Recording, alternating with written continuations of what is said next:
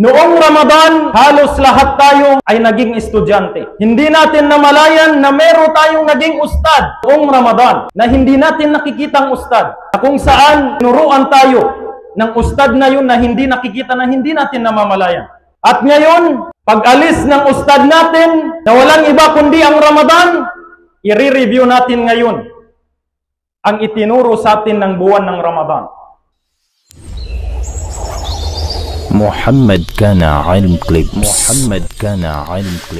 Unang-una dito mga kapwa ko, alipin ng Allah subhanahu wa ta'ala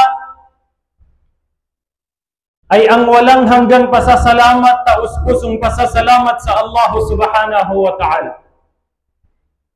Sapagkat kung bibilangin natin ang mga biyayang ipinagkaloob sa atin ng Allah subhanahu wa ta'ala, ay hindi kailanman natin mabibilang ang mga biyaya ng Allah. Isang example ng mga biyaya ng Allah subhanahu wa ta'ala na hindi natin kayang bilangin, itong dumating tayo o di kaya nakalagpas tayo sa buwan ng Ramadan. Pagkatapos ng Ramadan, kung hindi ako nagkakamali, nandito na naman tayo sa pinakaunang Friday pagkatapos ng Ramadan, na kung saan kaninang umaga tayo ay nagsala, ngayon naman tayo ay nagsala. Anong sinabi ng mahal na Propeta Muhammad sallallahu alaihi wasallam? As-salawatul khams wal jumu'atu ila al-jumu'ah wa ramadanu ila ramadan mukaffiratun ma bainahunna idha ijtunibatil kaba'ir. Ang tao, sabi ng mahal na Propeta Muhammad sallallahu alaihi wasallam, na makapagsala kada oras ng takdang oras ng pagsasala, halimbawa Fajr, nakapagsala ka ng Fajr, ngayon na naman nakapagsala ka na naman ng Zuhur o di kaya Jumu'ah. Anong sabi ng mahal na Propeta Muhammad?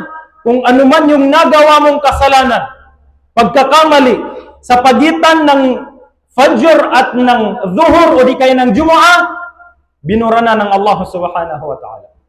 Ganon din pag nakapagsala ka na naman mamaya ng Asar, kung ano yung kasalanan mo pagkatapos natin magsala ngayon, pagkatapos ng Asar, buburahin na naman ng Allah. Pagkatapos ng Asar, nakapagsala ka ng Maghrib, yung kasalanan mo sa pagitan ng Maghrib, binubura na naman ng Allah. Ganon din pagdating sa Isha, at sa lahat ng pagdarasal natin, ganoon ang ginagawa ng Allah. Isang napakalaking biyaya sa atin. Ngayon, kung meron pang mga kasalanan hindi nabura sa bawat pagitan ng pagdarasal natin sa takdang oras ng sala, wal jumu'atu ilal jumu'ah.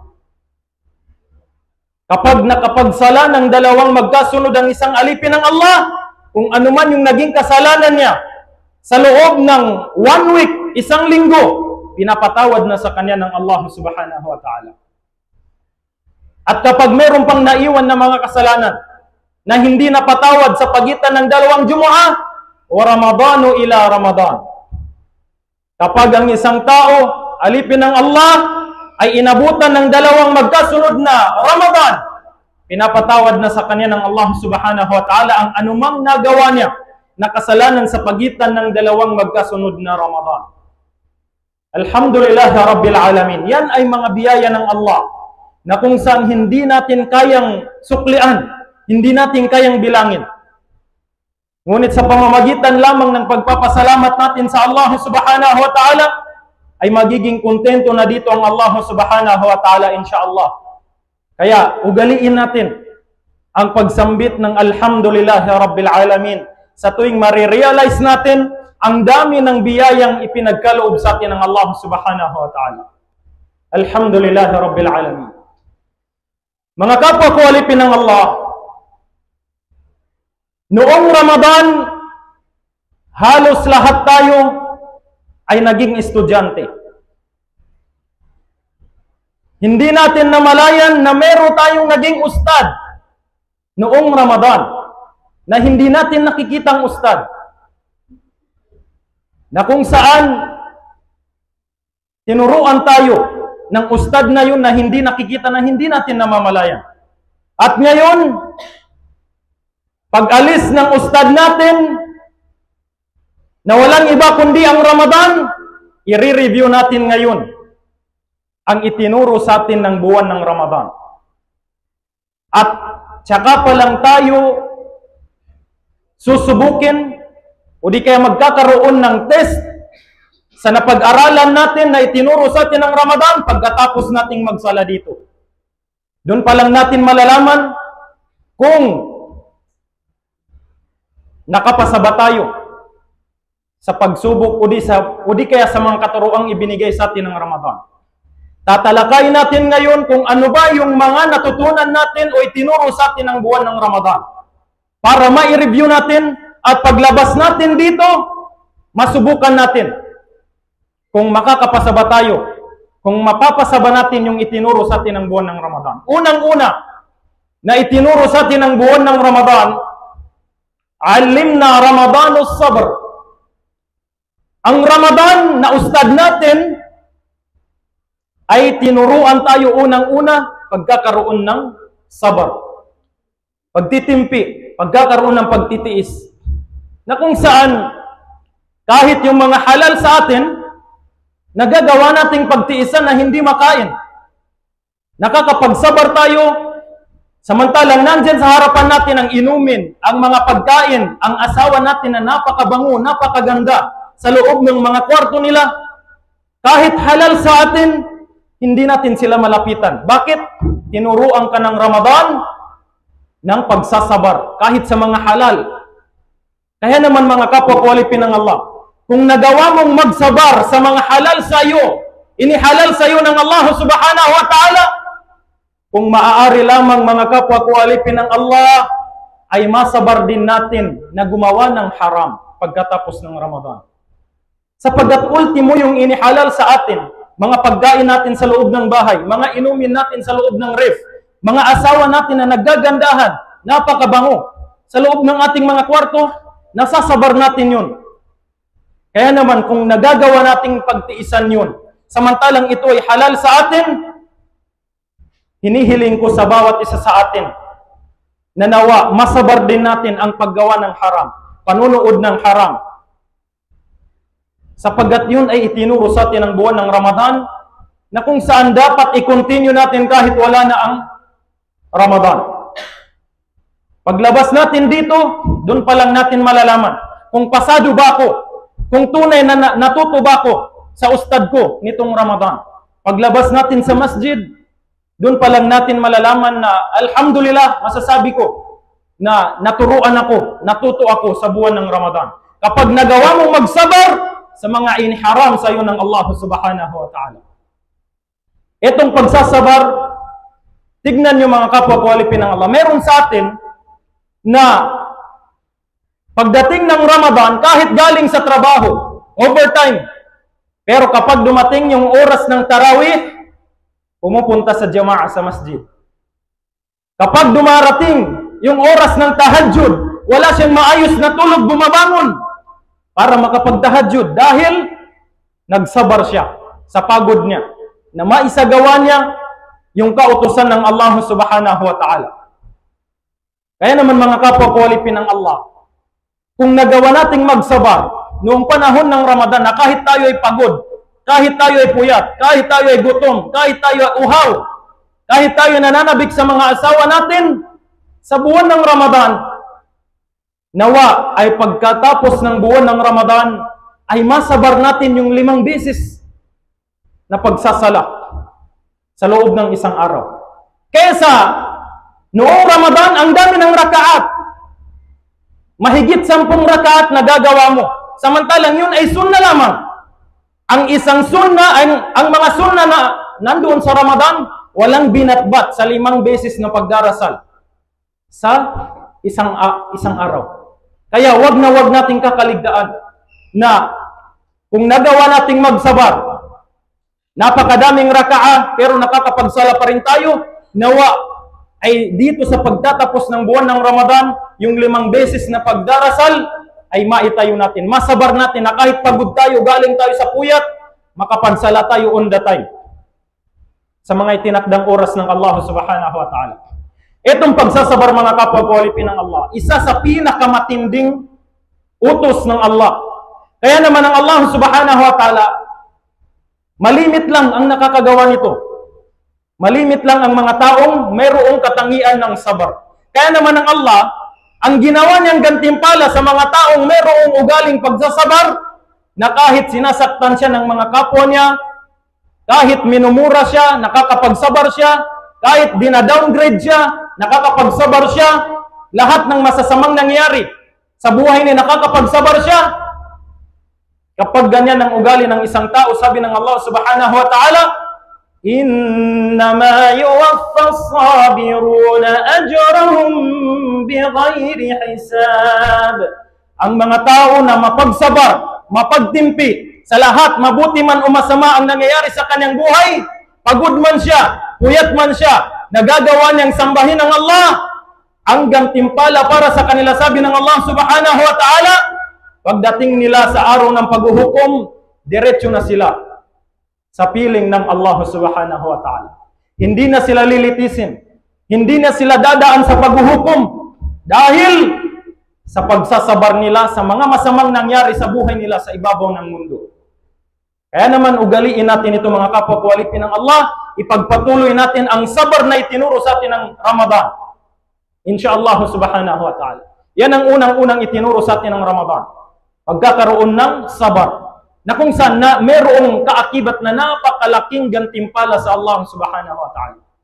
Pangalawang itinuro sa atin ng Ramadan, na dapat nating i-continue, kahit wala na yung Ramadan, alimna Ramadanul ikhlas. Tinuruan tayo ng Ramadan na maging ikhlas.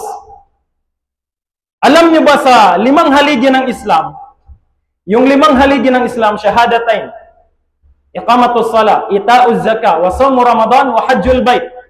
Alam nyo ba na sa 5 haligi ng Islam, isa lang dyan, ang 99.9% na hindi papasukan ng pagpapakitang tao. Ang shahadatain, pwedeng pasukan ng pagpapakitang tao yan. Sapagat tabya, hindi natin nilalahat. Hindi ko sinasabi na mayroong ganito dito sa loob. Ngunit mayroong mga tao na magsasyahada lang para makakuha ng mga kaanib. Merong mga tao na magsasyahada lang kapag meron siyang nagustuhan na babaeng Muslim. Merong mga tao na magsasyahada lang kapag gusto niyang makakuha ng salapi mula sa mga Muslim. Ngunit, anong tinutukoy natin dito? Balik Islam? Hindi. Sapagat lahat tayo obligado na pumasok sa shahadatain. Kahit born Muslim. Kahit born Muslim pa yan, kung hindi nagsasyahada, kafir yan. Hindi matatawag na Muslim.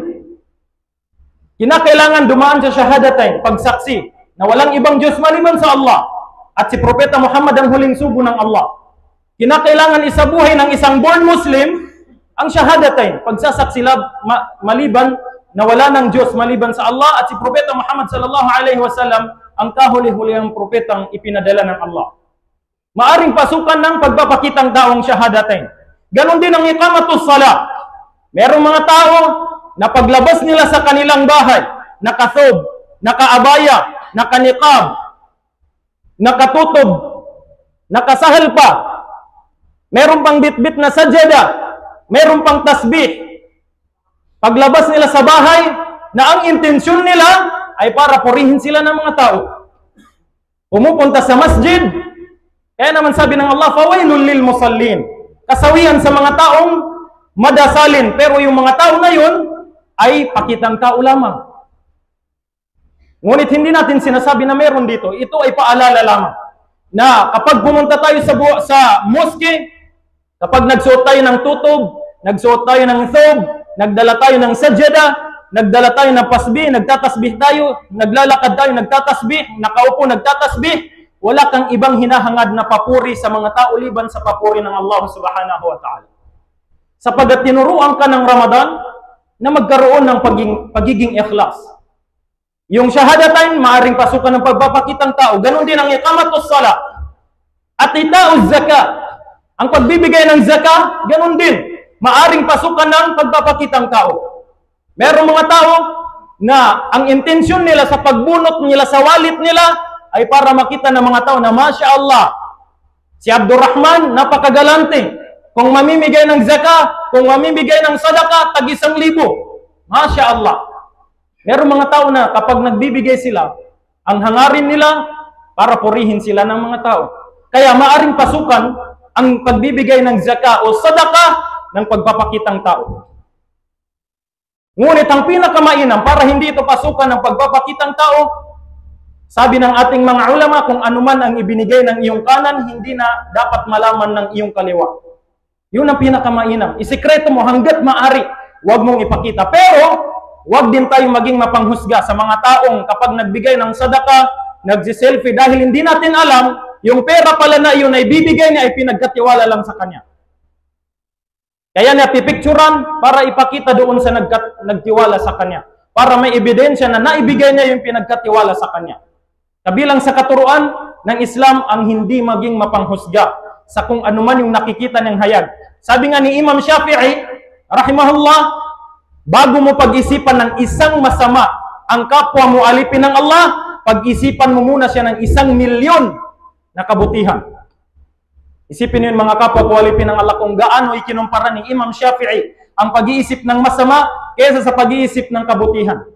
Bago mo pag-isipan ng masama, yung kapwa mo alipin ng Allah, sabi ni Imam Shafi'i, ng isang masama lang, pag-isipan mo muna siya ng napakaraming milyon. Dapat milyon yung isipin mo na kabutihan.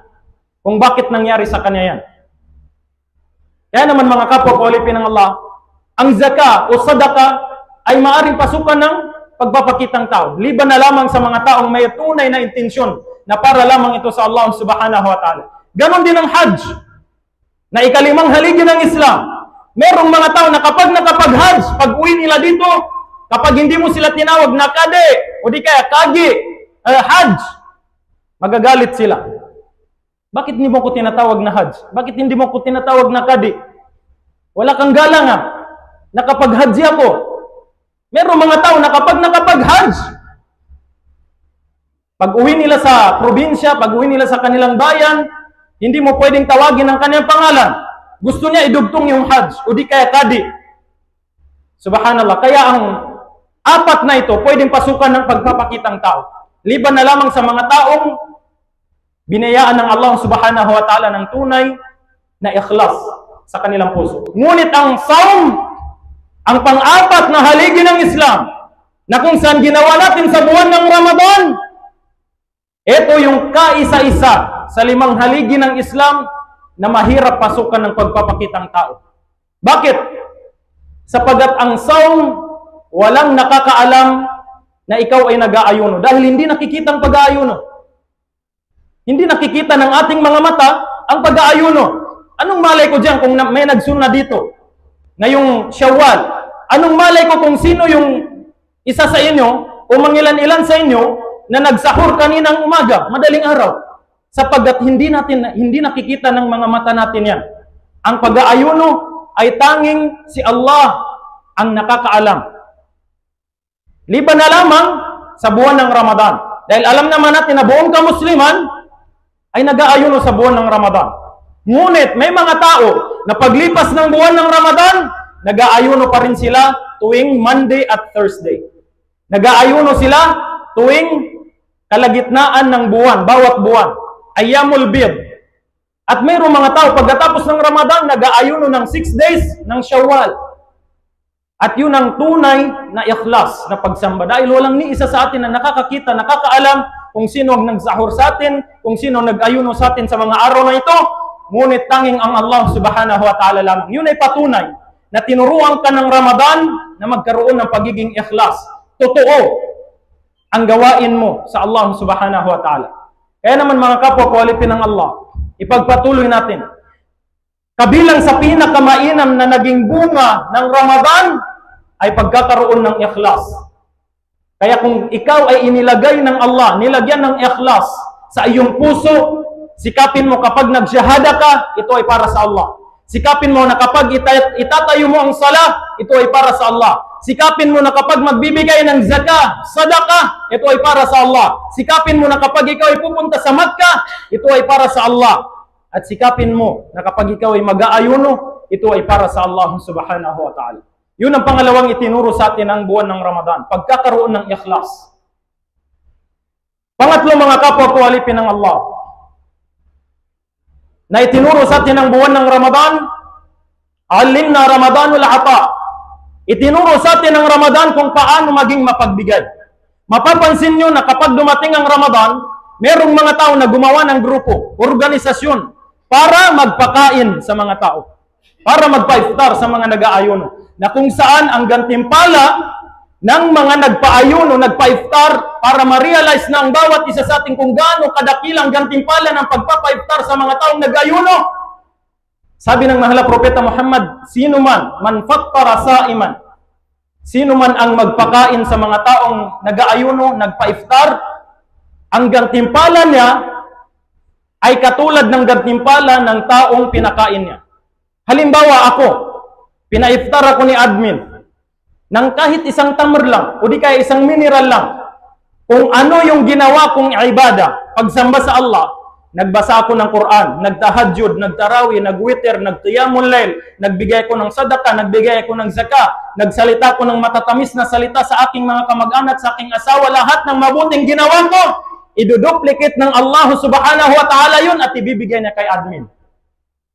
Ganoong kadakila ang gantimpala ng pagpapakain sa mga taong nag-aayuno. Kung ano yung ginawa ng taong nag-ayuno na mabuti, iduduplicate ng Allah, ibibigay niya sa iyo. Ganoong kadakila ang pagpapakain sa mga taong nag-ayuno. Liban na lamang sa kasalanan ng taong nag-aayuno. Hindi nakasama doon. Labas na yung nagpakain sa taong nag-ayuno na gumawa ng kasalanan. Ang tanging iduduplicate lamang ng Allah ay kung ano yung kabutihan na ginawa ng taong pinakain mo, iduduplicate yun at ibibigay sa iyo ng Allah subhanahu wa ta'ala. Kaya tinuruan tayo ng Ramadan na maging mapagbigay. Nagpakain sa hindi nating kakilala, hindi nating kadugo, hindi nating kaano-ano. Kaya naman mga kapwa ko alipin ng Allah, kung nagawa natin yon, wag nating kakaligtaan na maging mapagbigay, maging mabuti sa ating asawa, mga anak, mga magulang. Sapagat yun ang priority natin. Merong mga tao kasi sa atin na sinasabihan nila yung pamilya nila, kapag naririnig nila yung pamilya nila, Han, mahal, mag-outing naman tayo, mamasyal naman tayo, kasi Eid naman. Merong mga lalaki na sabi na nagsasayang lang kayo ng pera. Sayang lang yung pera dyan. Ngayon lang supirat na no. Tamuso ini kapital tabad. Kami kalabaton. Merong mga taong ganyan. Hindi niya alam na yung pagpapa-iftar niya sa ibang tao, walang binatbat yun kapag mismo yung pamilya mo yung ginastahan mo ng pera mo. Yung pagpapakain mo sa mga taong nag-ayuno, walang binatbat yung gantimpala noon, kesa sa yung asawa mo yung gastahan mo, yung anak mo yung gastahan mo, sa mga pera mo na naipon mo. Sapagat anong sinabi ni Umar radiyallahu anhu, sabi niya, afdalu dinarin yunfiquhu rajul, dinarun yunfiquhu ala ayalihi. Ang pinakamainam na pera na ginagastos ay yung pera na ginagastos ng lalaki sa kanyang asawa, sa kanyang anak, sa kanyang magulang. Hindi yung ginagastos sa ibang tao. Mas mainam yun, sabi ni Umar radiyallahu anhu, mas dakilang gantimpala nito, na yung ipinapakain mo sa tao ay mas maganda, mas dakila, mas malaki ang gantimpala kesa sa pinakain mo yun sa sariling pamilya mo. Merong mga tao na yata mo sinig gandulita, ini pamasyalta niya. Yata mo sinipakanta sa padataw, kang hindi nakasala na pahala. Dining katawan, hindi ni alam na napakalaki ng gantimpala ng paggastos mo sa pera para sa asawa mo, para sa anak mo, at sa mga magulang mo, sa pamilya mo. Yun ang pinakamainam. Sapagat tayong mga Muslim, priority natin, bago ang iba, pamilya muna natin. Una, sarili natin. Sunod, pamilya. Sunod naman yung kapitbahay. Yun ang unang priority ng isang Muslim. Kaya naman mga kapwa ko alipin ng Allah, huwag tayong manghihinayang nagastusan ng ating mga anak, ang ating pamilya, especially sa Eid. Sa Eidul Fitr at paparating na Eidul Adha. Ipasyal natin sila kahit paminsan-minsan lang. Itong nagiging dahilan kung bakit ang mga anak natin, mas na-encourage silang sumali sa Christmas party, sumali sa New Year, sumali sa mga holiday ng mga Kristiyano, sapagat doon lang sila nag-i-enjoy. Doon lang nararanasan na mag-enjoy. Kapag Eid natin, Merong mga tatay na hindi pinapasyal ang kanyang anak, hindi dinadala sa kung ano man dyan na magandang pasyal ang kanyang anak, ang kanyang pamilya. Anong nangyari kapag dumarating yung araw ng Ramadan? Hindi sila excited. Magugutom na naman ako, mauuhaw na naman ako, boring masyado sa Ramadan. Kaya hindi excited ang karamihan sa atin, lalong-lalo ng mga anak natin, dahil hindi nila naramdaman kada Eid natin na mayroong nangyayaring masayang pangyayari kapag nagtatapos ang Ramadan.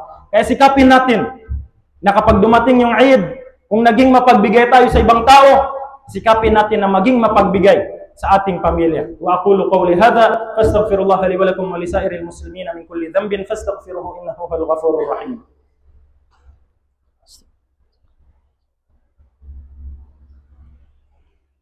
Alhamdulillahilladzi hadana li hadha wa ma kunna linahtadiya laula an hadana Allah. Asyhadu an la ilaha illallah wa asyhadu anna Muhammadan 'abduhu wa rasuluhu. Bilang panghuli mga kapwa kalipin ng Allah, katulad ng sinabi natin, meron tayong naging ustad noong nakaraang Ramadan. Tinuruan tayo ng Ramadan, una, pagkakaroon ng sabar. Pangalawa, pagkakaroon ng ikhlas. Pangatlo, pagkakaroon ng pagiging mabuti, mapagbigay sa ibang tao. Kaya naman, para malaman natin, bago natin masabi na natuto tayo sa buwan ng Ramadan, sa ustad natin, paglabas natin dito sa mosque, dito pa lamang magsisimula yung test ng bawat isa sa atin. Kung pasado ba talaga siya, kung natutubas talaga siya sa buwan ng Ramadan. Ibadallah. محمد كان علم كليبس.